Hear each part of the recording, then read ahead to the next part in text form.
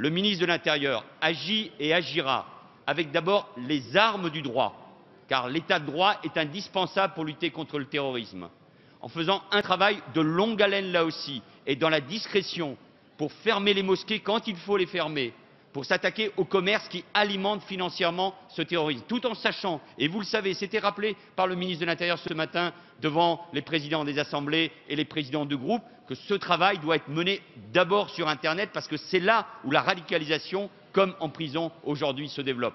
Tout ça a été dit et rappelé depuis plusieurs mois. Nous n'allons pas inventer de nouvelles mesures, car nous savons qu'il faut agir dans la durée, parce que nous savons que c'est là où l'ennemi, où l'adversaire, où ceux qui veulent abattre nos valeurs sont, et donc nous devons agir.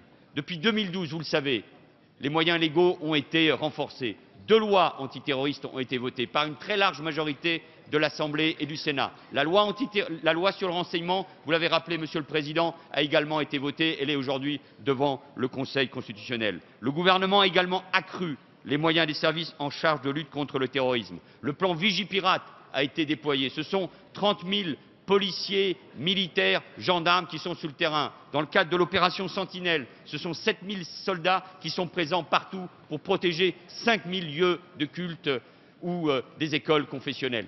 Cela veut dire que nous avons pris les uns et les autres la mesure de ce qu'il faut mettre en œuvre pour lutter contre le terrorisme. Ce matin, le ministre de l'Intérieur, devant la représentation nationale, Assemblée et Sénat, réunis autour du Président de la République à l'Assemblée, a diffusé un document précis sur tout ce qui a été mis en œuvre. Et ce document sera diffusé à l'ensemble de la représentation parlementaire.